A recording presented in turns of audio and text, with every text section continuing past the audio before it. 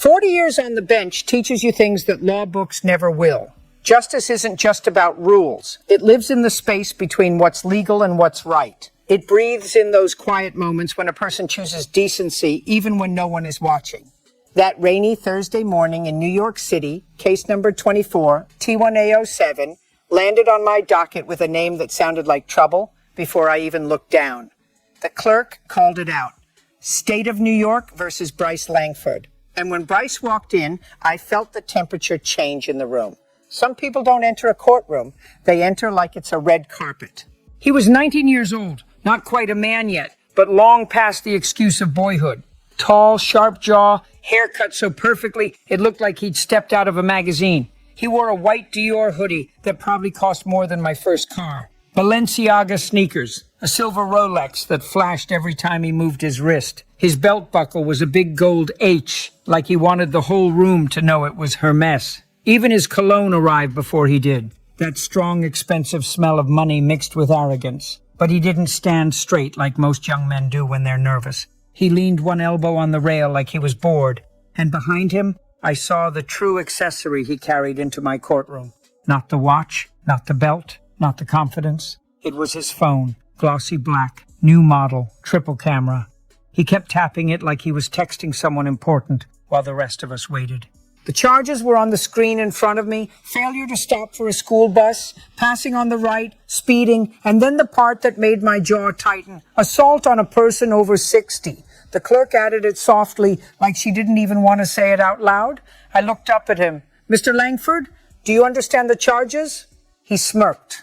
Not a smile, a smirk. Yeah, I get it. Can we hurry this up? I've got class. I paused. In 40 years, I've heard every tone a person can use. Fear, rage, shame, remorse. But that tone right there, that was entitlement. Like my courtroom was an inconvenience. Like the law was a customer service problem. I said, "This is not a coffee line, son. This is a court of law." He shrugged. Whatever. Then the victim stepped forward and the whole room shifted again. But this time it wasn't because of Bryce. It was because of her. Her name was Maria Delgado. She was 56 years old, a nurse at New York Hospital for 28 years, night shift. The kind of nurse who doesn't just do her job, but holds a patient's hand at 2:23 a.m. when they're scared and alone. She wore plain navy scrubs, no jewelry, no makeup. Her hair was pulled back like she didn't have time to impress anybody. She had that tired look that good people get when life keeps asking for more, and they keep giving it anyway. Her left arm was in a soft brace, purple bruising still visible near her elbow. When she took the oath, her voice shook a little, not from weakness, from holding back emotion. I asked her gently, "Miss Delgado, are you here about the incident on Elmwood Avenue on October 14th? "Yes, Your Honor," she said. I looked at Bryce. "You see this woman? That is not a character in your story. That is a human being." He rolled his eyes so hard it looked like it hurt. Officer Daniel Riley stepped up next, badge number 317. He had the report, the photos, and that calm voice that tells me he's seen too much and learned not to react. "Your Honor, at 10:47 p.m., Miss Delgado exited New York Hospital after her shift. She walked to the employee parking lot near Elmwood and Lockwood. She observed a black Lamborghini Urus traveling southbound at approximately 52 miles per hour in a 25 mile per hour zone." That word hit the room. Lamborghini. People hear that and they picture music videos. But in court, it usually means one of two things. Either somebody worked their whole life and earned it, or somebody's daddy bought it, and the kid thinks laws don't apply. Officer Riley continued. The school bus was stopped on Elmwood with lights activated. The vehicle passed on the right, crossed the bike lane, and nearly clipped the bus's rear corner. Maria closed her eyes when he said it, like she was watching it again. Miss Delgado witnessed it and raised her hand, signaling him to stop. She yelled, "Slow down, there are kids." The defendant stopped briefly near the crosswalk, exited his vehicle, and approached her. I leaned forward. Approached her how? Aggressively, Your Honor. He called her names, told her to mind her business. She attempted to walk away. He grabbed her by the wrist. Maria's eyes watered. She swallowed hard. Officer Riley said, "She pulled away. He shoved her. She fell backward onto the curb. Her left elbow struck the concrete. She sustained bruising and a sprain. She also reported dizziness and nausea. I looked at her brace again. I've seen bruises. I've seen injuries. But what I hate most is when a good person gets punished for doing the right thing. I asked Maria, why did you speak up? She looked at me like it was obvious. Because, Your Honor, my sister's boy was hit by a car when he was 8. He lived, but he walks with a limp. And I see kids at the hospital all the time. Broken bones, brain injuries, sometimes worse. She paused. I didn't want to be quiet and then hear a siren. That line hung in the air. I didn't want to be quiet and then hear a siren. I looked back at Bryce. You hear that? He laughed. Actually laughed. A short little breath like she was being dramatic.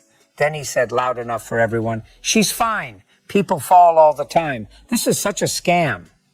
Maria flinched at the word scam. I felt something old and heavy rise in my chest. Not anger yet. Not the kind that makes you lose control. The kind that makes you focus. I said, Mr. Langford, you are in a courtroom. You will not call a nurse a scammer while she is wearing a brace because of you.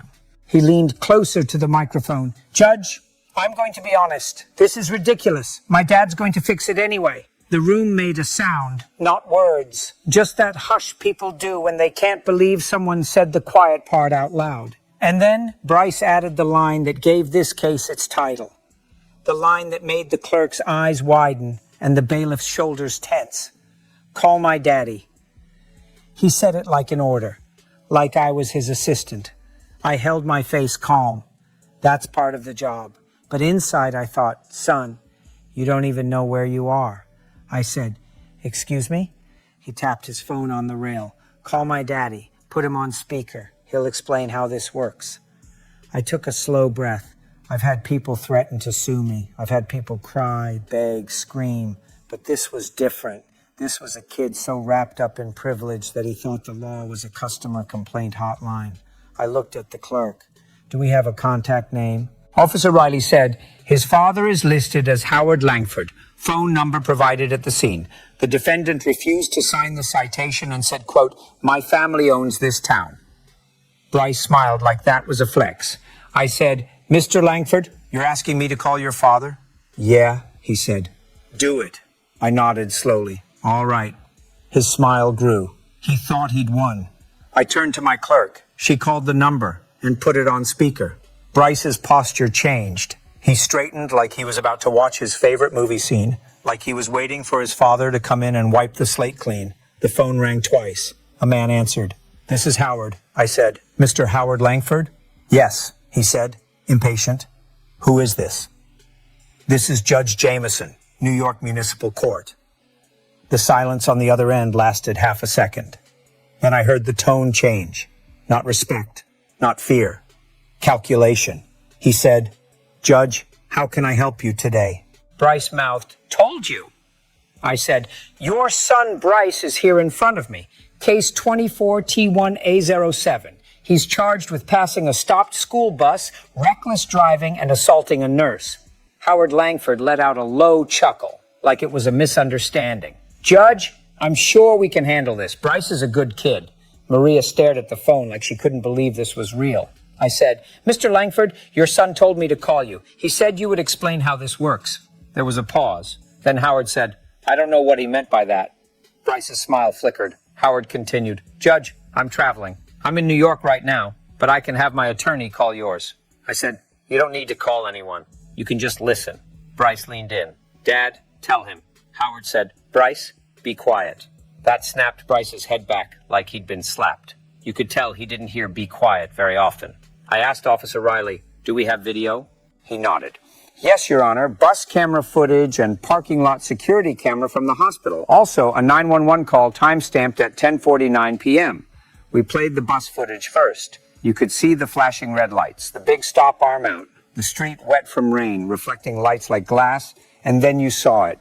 A black SUV, low and fast, sliding past the right side like the driver didn't even register that children exist. The courtroom reacted. Soft gasps. Someone in the back whispered, oh my God. I looked at Bryce. That's your car? He shrugged. I mean, yeah, but nobody was even crossing. Officer Riley said, Your Honor, the bus driver reported 2 students were still in the road near the center line. They jumped back. Bryce laughed again. Of course she did.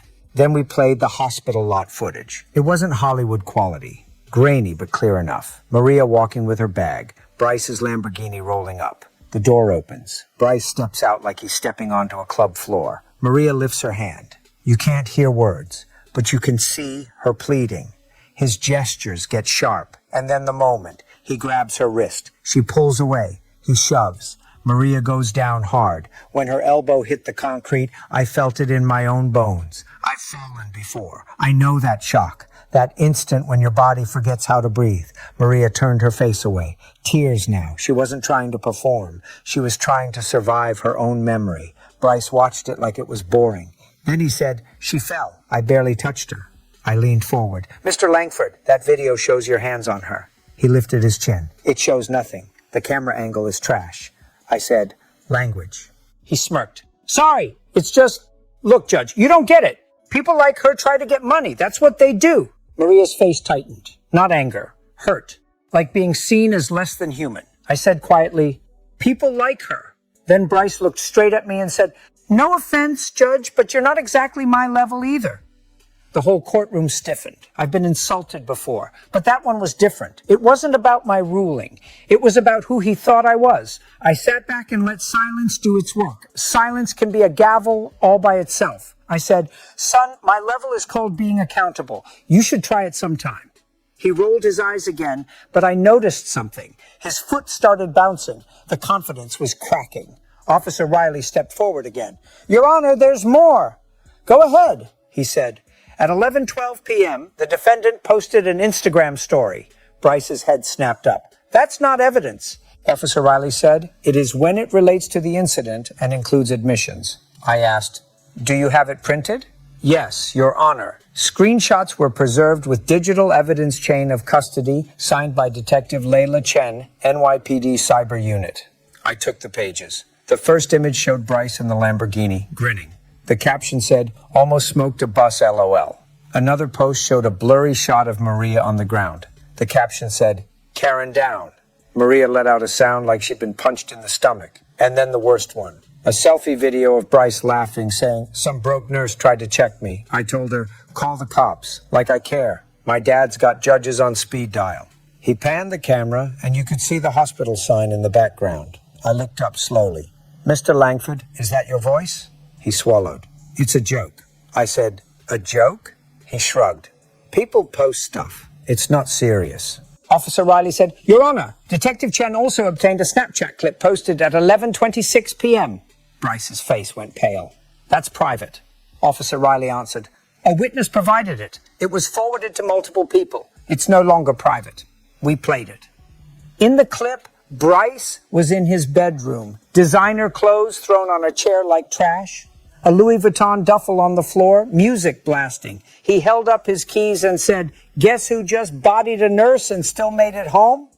Then he laughed and said, if she dies, I'll send flowers from Gucci. The courtroom went dead silent. Even Bryce stopped moving. Maria whispered, he said that? I looked at Bryce. You mocked her possible death. He tried to talk, but nothing came out right away. When it did, it was small. It was dark humor, I said. Dark humor is what people use when they don't have a conscience. Then Officer Riley cleared his throat again. There is also an ongoing matter, Your Honor. Federal. That word hit like thunder. Federal. I raised my eyebrows. Explain. Officer Riley said, the vehicle is registered to Langford Holdings, LLC. There's an open inquiry involving VIN tampering and interstate transport of a stolen vehicle. The FBI requested we notify them if Bryce Langford appeared in court. Bryce's mouth opened. What? That's not... Officer Riley said, Agent Mark Sullivan is present. From the side of the courtroom, a man stood up. Plain suit. No drama.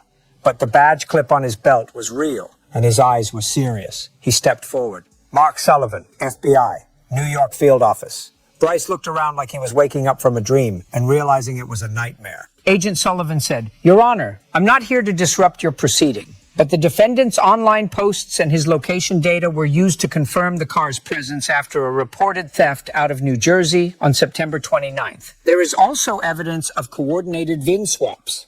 I looked down at Bryce's Lamborghini keys again. Suddenly, they didn't look like a toy. They looked like a smoking gun. I turned to the phone, still on the clerk's desk.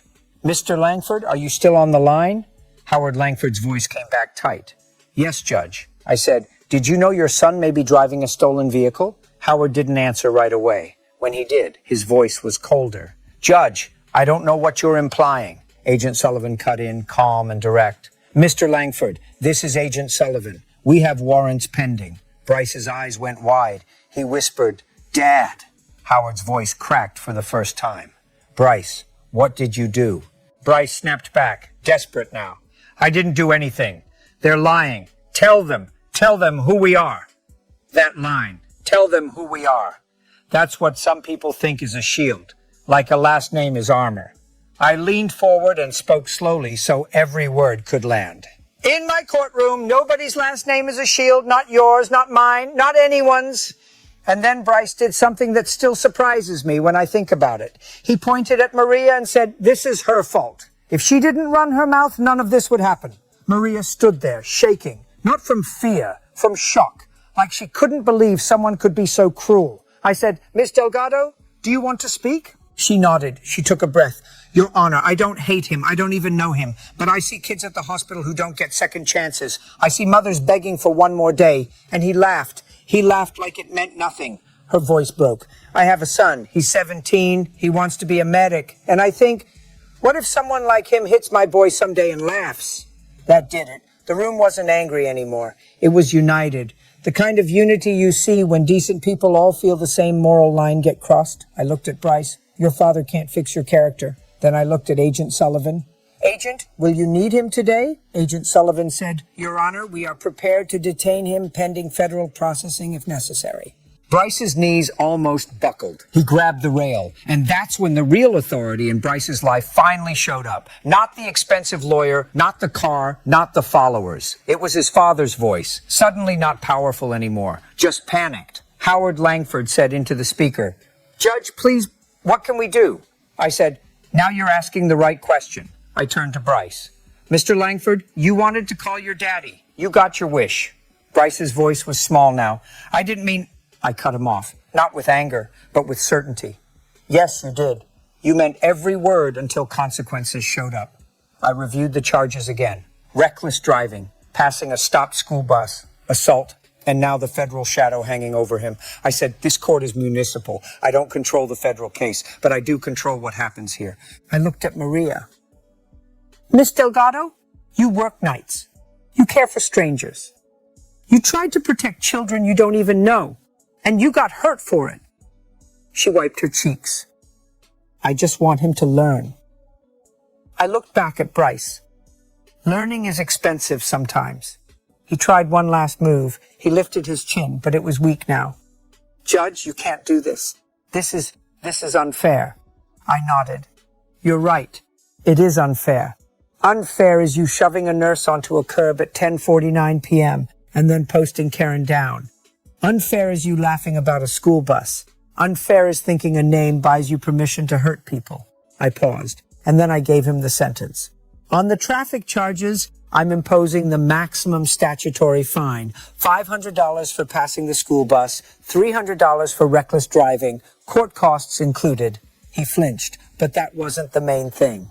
On the assault, I continued, I'm sentencing you to 90 days suspended, 1 year probation, anger management, and a no-contact order with Miss Delgado. He opened his mouth like he wanted to argue, but I held up my hand. And here is the poetic part, I said, my voice lowering. Because you laughed at a nurse, you are going to serve the people she serves. I looked him dead in the eye. 200 hours of community service, not picking up trash in a wealthy neighborhood, not signing papers in an office. You will complete your hours at a hospital volunteer program approved by probation, working in support services, wheelchairs, linens, transport, the unglamorous work, the work that teaches you what dignity looks like. He shook his head fast. No, I'm not doing that. I said, then you'll do the 90 days. His eyes darted to the phone speaker. Dad, Howard Langford's voice sounded broken now. Bryce, do what the judge says. Bryce stared like he didn't recognize his father. And that's when Agent Sullivan stepped forward again. Mr. Langford, we'll be speaking after this. Please don't make this harder. Reality hit him in waves. First the nurse, then the videos, then the FBI, then his father's voice failing him. He whispered, this is not happening. But it was. I leaned forward and softened my tone just a little because even when I'm firm, I'm still human. Mr. Langford, you have a choice. You can let this be the moment you become a better man, or you can let it be the moment you become exactly what people already think you are. He looked down at his designer shoes like they could save him. Maria stood quietly, still hurt, still dignified. I said, "You will also write a letter of apology to Miss Delgado, a real one, not a lawyer one, a human one. And you will read it in court at your compliance review on January 19th at 9 a.m. He swallowed hard. "Yes, Your Honor." I nodded. "Good." As the bailiff guided him back, Bryce turned once. And for the first time, he looked scared. Not scared of me. Scared of losing the world he thought was guaranteed. The phone speaker clicked. Howard Langford said quietly, "Judge, thank you." I didn't answer with pride. I answered with truth. "Don't thank me. Raise your son." When the courtroom emptied out, I sat for a moment. I've seen so many lives split into before and after. One bad decision, one cruel laugh, one shove. And sometimes one moment of accountability can still pull a person back from the edge. But here's what I want you to take with you. Justice is not revenge. It's balance. It's the message that nobody is above the law and nobody is beneath respect. Maria Delgado didn't come to court for money. She came because she believes speaking up matters. And in a world where people chase attention, she chose courage. Bryce Langford walked in thinking his last name was a passport. He walked out learning it was just a word. And words don't erase evidence. I think about my father sometimes. He taught me that a person's value isn't in what they wear or what they drive or who they know. It's in how they treat the person who can't help them back. If this story hit you in the chest the way it hit my courtroom, thank you for listening truly. And remember, in the end, we're all just people. Some of us just take longer to learn it than others.